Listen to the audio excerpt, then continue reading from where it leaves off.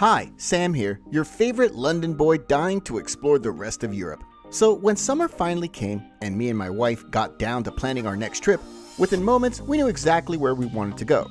That's right, when it comes to dream destinations in Europe, there's nothing quite like the charming land of the Swiss. From snow-capped Alps to sparkling blue lakes and old medieval towns, this landlocked country has got it all. And since we were both flying from London, it only took us an hour and a half on the British Airways to reach Zurich. Our very first stop, not gonna lie, Zurich is pretty much the best place to base your trip. With great coach and ferry links to pretty much all touristy spots across the country, Zurich is the clear choice to kickstart our Swiss travels. Mind you, for all its natural and man-made offerings, Switzerland is still one of the most expensive countries in Europe. And a travel pass got us super discounts for journeys within the country.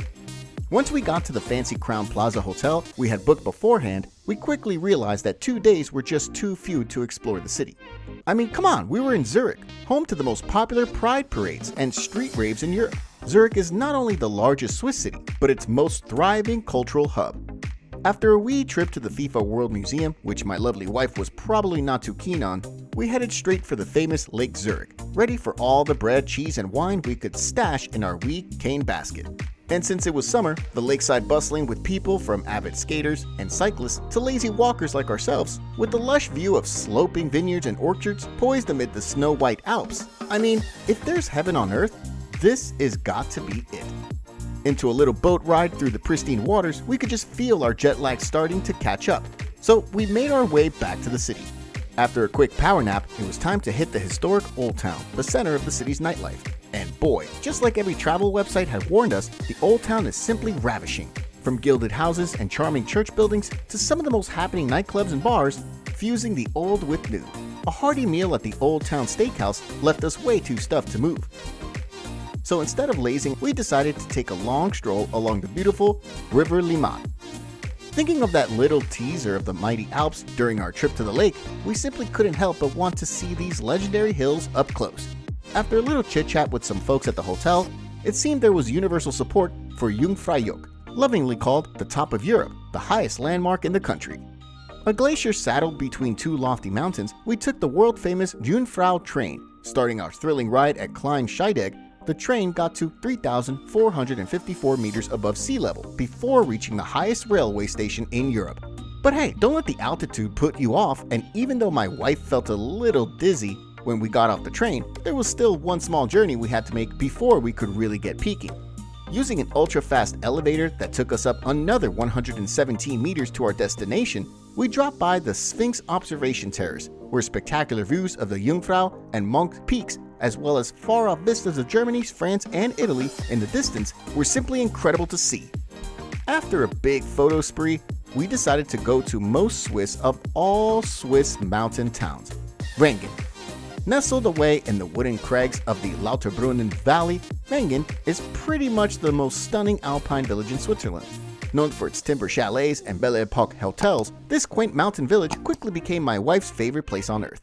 Which means even though we had only planned to stick around for a day, we kinda ended up extending our stay for another night. A stunning hillside town, if you're looking for a little taste of that unique Swiss countryside, this place is it.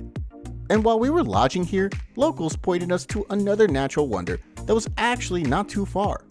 That's right, the Swiss Grand Canyon sure gives the Grand Canyon in Arizona a little run for its money.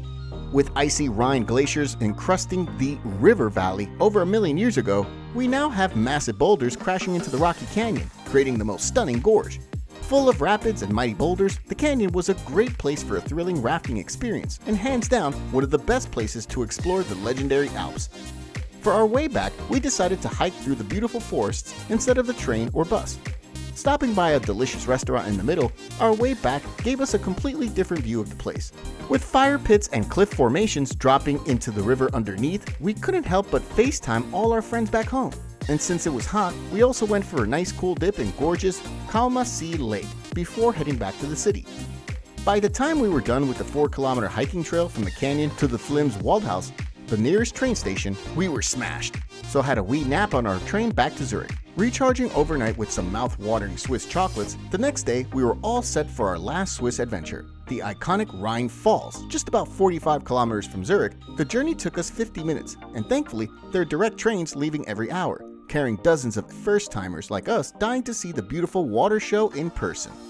What awaited us was one of Europe's biggest and most powerful waterfalls. The Rhine Falls, near the town of Schaffhausen, was the last spot on our Great Swiss itinerary, so we were ready to soak up as much of the country's natural scenery as we could before going back to urban life in Soho.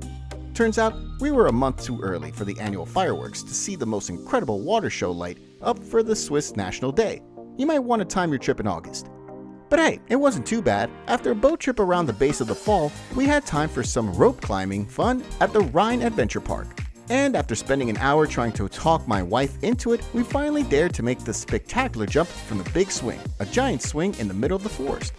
Unwinding with a cool drink at a cafe overlooks the falls and hidden among the lush treetops. We knew this was our great Swiss adventure. And I must say, with lush green valleys, magical lakes, and quaint fairytale cottages, it's not surprising Switzerland is often described one of the most beautiful nature havens in the world.